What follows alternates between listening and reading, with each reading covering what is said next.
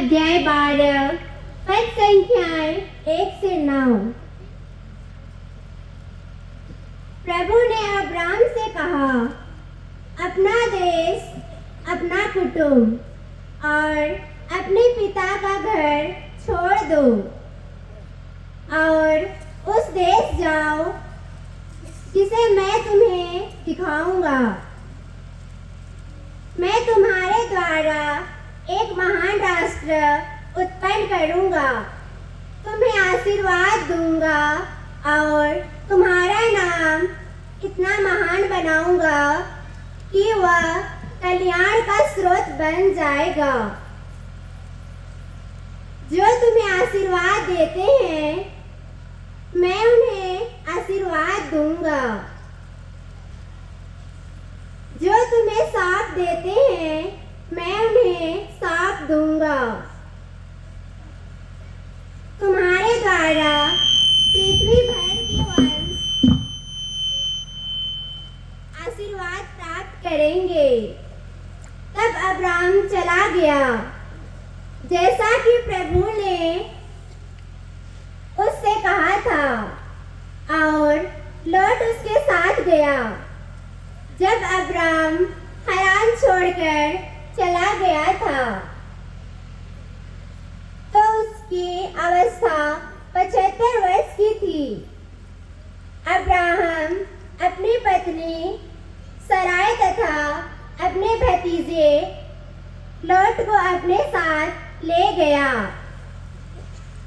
और उनके द्वारा संचित समस्त संपत्ति तथा उन सब लोगों को भी जो उन्हें हारान में मिल गए थे।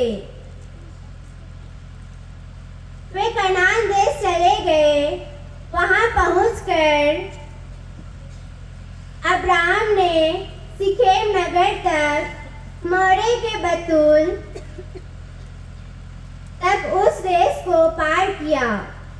उस समय कनानी उस देश में निवास करते थे। प्रभु ने अब्राहम को दर्शन देकर कहा, मैं यह देश तुम्हारे वंशजों को प्रदान करूंगा। अब्राहम ने वहां प्रभु के लिए, जिसने उसे दर्शन दिए थे, एक वेदी बनाई। उसने वहां से बेतेल के पूर्व पहाड़ी देश जाकर पड़ाव डाला। उसके पश्चिम में बेतेल और पूर्व में ऐ था। उसने वहां प्रभु के लिए वह वेदी बनाई और प्रभु का नाम लेकर प्रार्थना की। इसके बाद अब्राम जगह जगह पड़ाव डालते हुए नेगेव की ओर आगे बढ़ा। प्रभु की वाणी।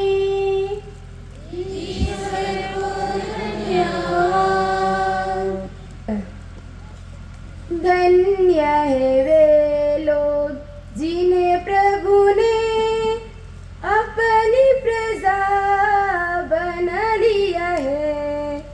धन्य है वे लोग जिन्हें प्रभु ने अपनी प्रजा बना लिया है। धन्य है वे, धन्य है वे जिन्हें प्रभु ने अपनी प्रजा बना लिया है। धन्य है वे। वीणा बजाकर प्रभु का धन्यवाद करो, सारंगी पर उसका स्तुति गान करो।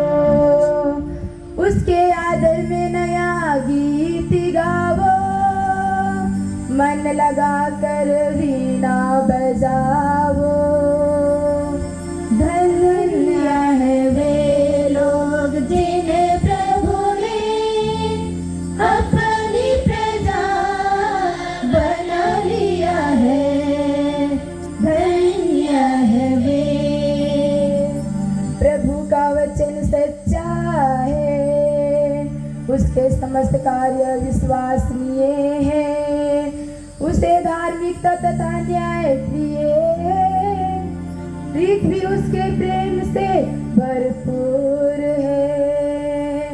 धन्य है वे लोग जिन्हें प्रभु ने अपनी प्रजा बना लिया है।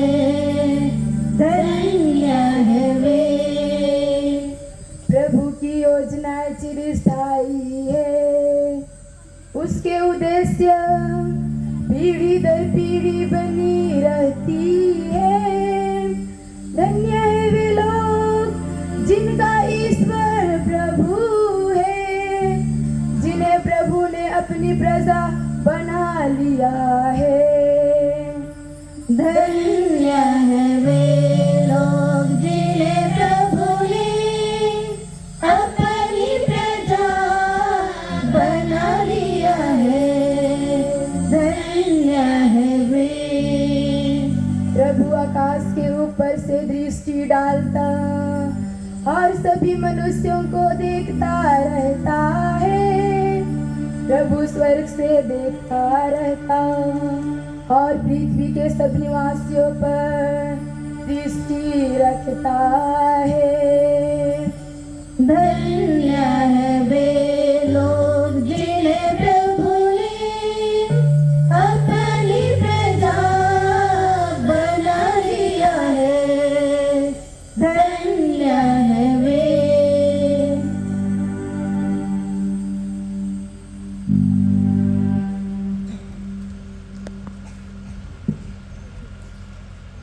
हमारे जीवन में कई महान कार्य हुए हैं। आइए हम मिस अंजू इक्का द्वारा दूसरा पाठ सुने। दूसरा पाठ इब्रानियों के नाम संत पौलुस का पत्र, अध्याय 11, पद संख्याएं 1 से 2, 8 से 19 तक। विश्वास उन बातों की स्थिर प्रतीक्षा है जिनकी हम आशा करते हैं और उन वस्तु के अस्तित्व के विषय में दृढ़ धारणा है जिन्हें हम नहीं देखते। विश्वास के कारण हमारे पूर्वज ईश्वर के कृपा पात्र बने। विश्वास के कारण इब्राहिम ने ईश्वर का बुलावा स्वीकार किया और यह न जानते हुए भी कि वह कहाँ जा रहे हैं, उन्होंने उस देश के लिए प्रस्थान किया जिसका वह उत्तराधिकारी बनने वाले थे। विश्वास के कारण वह परदेशी की तरह प्रतिज्ञात देश में बस गए और वह इसहाक तथा याकूब के साथ जो एक ही प्रतिज्ञा के उत्तराधिकारी थे तंबुओं में रहने लगे।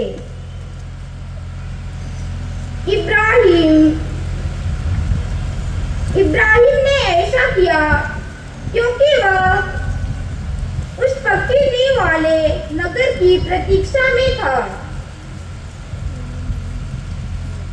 जिसका वास्तुकार तथा निर्माता ईश्वर है। विश्वास के कारण उम्र ढल जाने पर भी सारा गर्भवती हो सकती क्योंकि उनका विचार यह था कि जिसने प्रतिज्ञा की है वह सच है और इसलिए एक मरणासन व्यक्ति से वह संतति उत्पन्न हुई जो आकाश के तारों की तरह असंख्य है और सागर तट के बालों के कणों की तरह अगणित। प्रतिज्ञा का फल पाए बिना वे सब पर विश्वास करते हुए मर गए। उन्होंने उसे दूर से देखा और उसका स्वागत किया। वे अपने को पृथ्वी पर परदेशी तथा प्रवासी मानते थे। जो इस तरह की बातें करते हैं वे यह स्पष्ट कर देते हैं कि वे स्वदेश की खोज में लगे हुए हैं।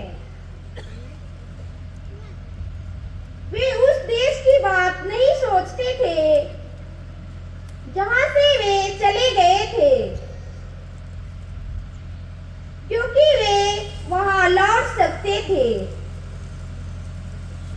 वे तो एक उत्तम स्वदेश अर्थात स्वर्ग की खोज में लगे हुए थे।